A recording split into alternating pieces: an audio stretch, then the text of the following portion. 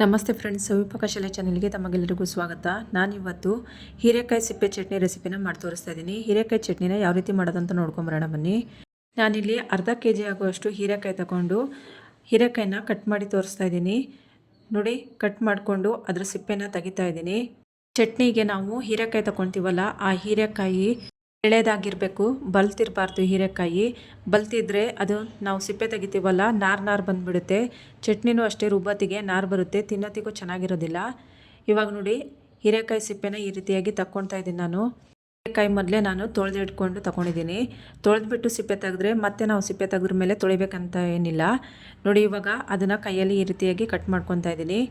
ಈ ರೀತಿಯಾಗಿ ಕೈಯಲ್ಲೇ ಕಟ್ ಮಾಡ್ಕೊಳ್ಳೋದ್ರಿಂದ ನಾವು ಎಣ್ಣೆನಲ್ಲೇ ಹಾಕ್ಕೊಂಡು ಹೀರೆಕಾಯಿ ಸಿಪ್ಪೆನ ಹುರಿತೀವಲ್ವ, ಆವಾಗ ಹುರ್ಕೊಳ್ಳೋಕ್ಕೆ ಈಸಿ ಆಗುತ್ತೆ ಅಂತ ಹೇಳ್ಕೊಂಡು ಮುರ್ಕೊಳ್ತಾ ಇದ್ದೀನಿ. ಇವಾಗ ನೋಡಿ, ಗ್ಯಾಸ್ ಮೇಲೆ ಒಂದು ಬಾಣಲಿನ ಇಟ್ಕೊಂಡಿದ್ದೀನಿ. ಅದಕ್ಕೆ ಹೀರೆಕಾಯಿ ಸಿಪ್ಪೆನ ಹಾಕ್ಕೊಳ್ತಾ ಇದ್ದೀನಿ. ಇದ್ರ ಜೊತೆಯಲ್ಲಿ 2 ಗುಂಟೂರು ಮೆಣಸಿನ್ಕಾಯಿ, 2 ಬ್ಯಾಡಗೆ ಮೆಣಸಿನ್ಕಾಯಿ, 1 ಸ್ಪೂನ್ ಆಗುವಷ್ಟು ಎಣ್ಣೆ ಹಾಕ್ಕೊಂಡು ಚೆನ್ನಾಗಿ ಇದನ್ನು ಎಣ್ಣೆನಲ್ಲೇ ಫ್ರೈ ಮಾಡ್ಕೊಳ್ಬೇಕು.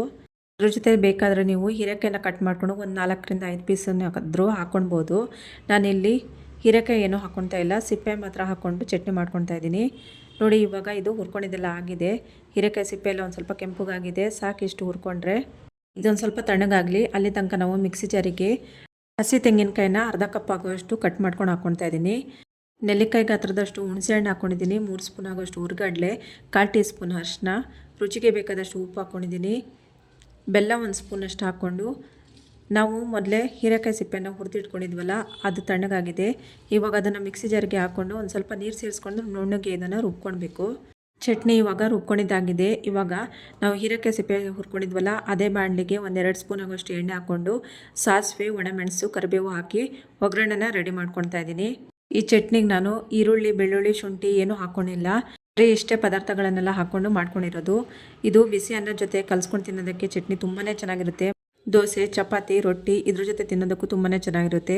ಹೀರೆಕಾಯಿ ತಿನ್ನಲ್ಲ ಅಂತ ಹೇಳಿದೆ ಅವರಿಗೆ ಈ ರೀತಿಯಾಗಿ ಸಿಪ್ಪೆ ಚಟ್ನಿ ಮಾಡಿಕೊಟ್ರೆ ಗೊತ್ತೇ ಆಗಲ್ಲ, ಅಷ್ಟು ಚೆನ್ನಾಗಿ ಚಟ್ನಿನ ತಿಂತಾರೆ.